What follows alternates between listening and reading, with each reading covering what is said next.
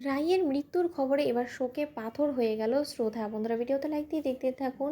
কোয়েলের সাথে যখন দিয়ার কথোপকথন মিলে যায় ঠিক সেই সময় দিয়াকে অনির্বাণ জিজ্ঞেস করতে থাকে কনফার্ম হওয়ার জন্য যে দিয়া তুমি কি শুনেছো বলো তো, তোমার মাম্মামকে সেই গুন্ডাটা কি বলেছে বলো।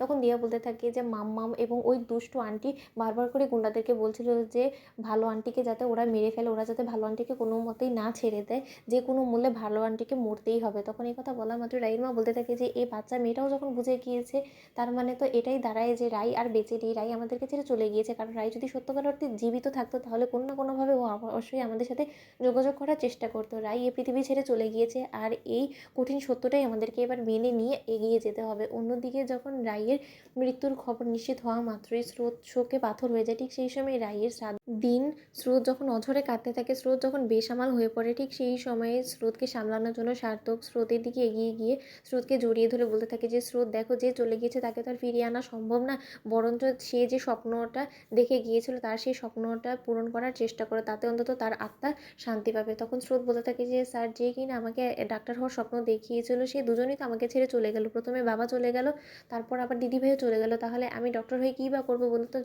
যখন কিনা আমার সেই ডক্টর হওয়ার সেই কোট পরানো অবস্থায় আমার সেই প্রিয় দুজন মুখ, যারা কিনা আমাকে ডক্টর হওয়ার সেই স্বপ্ন দেখেছিল, তারাই থাকবে না, তাহলে আমি কার জন্যই বা করবো এগুলো বলুন তো। তখন সার্থক বলতে থাকে যে স্রোত, এরকম করে ভেঙে পড়লেও মোটেও চলবে না, কারণ তোমাকে সেই সকলের মুখে ঝামা ঘষে দিতে হবে যারা কিনা তোমার রায় দিদিভাইয়ের স্বপ্নগুলোকে দুমড়ে মুছে শেষ করে দেওয়ার চেষ্টা করেছে। প্লিজ স্রোত, এরকম করে কান্নায় ভেঙে পড়ো না, তোমাকে এই এক্সামসগুলো দিয়ে ভালো নম্বর নিয়ে উত্তীর্ণ হতে হবে।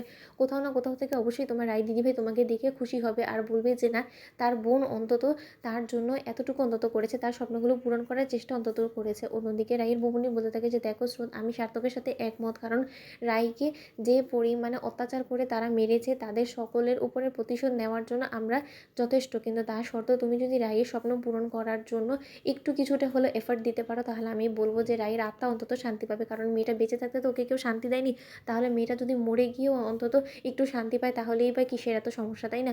তখন রাইয়ের মা বলতে থাকে যে হ্যাঁ রে স্রোত, আমি তোকে বলছি এরকম একটা ভাগ্যগুণে স্বামী পেয়েছিস, তার হাত ধরে তুই বরঞ্চ নিজের জীবনের দিকে এগো, তুই অতীত জীবনটাকে ভুলে যা, তুই ভুলে যা যে তোর রাই দিদিভাইয়ের সাথে কী কী ঘটেছে। কারণ তোর রাই দিদিভাইয়ের সম্পর্কে যখনই তুই কিছু মনে করতে যাবি তখনই তুই এরকম করে চোখের জল ফেলে নিজেকে আরও বেশি দুর্বল করে ফেলবি, আর তোর এই দুর্বল হওয়াটাই এখন তোর পরীক্ষা খারাপ হওয়ার কারণ হয়ে দাঁড়াবে। আমি চাই যে তুই বড় মাপের একটা ডক্টর হয়ে সকলের মুখে ঝামা ঘষে দে, সকলের কাছে প্রমাণ করে দে যে না, তুই রাই দিদিভাইয়ের স্বপ্ন পূরণ করতে পেরেছিস। তো রাই দিদিভাই দেখবি তোকে কোথাও না কোথাও থেকে দেখে অবশ্যই খুশি হবে, এতটুকু অন্তত করবে। অন্যদিকে স্রোত বলতে থাকে যে মা, তোমরা ঠিকই বলেছো, আমি কোনো মতেই আমার স্বপ্নকে বিসর্জন দেবো না, কারণ আমার স্বপ্ন শুধুমাত্র আমার নয়, আমার রাই দিদিভাইয়েরও। তো বন্ধু ভিডিওটা ভালো লাগলে লাইক শেয়ার করে সাবস্ক্রাইব করতে ভুলো না।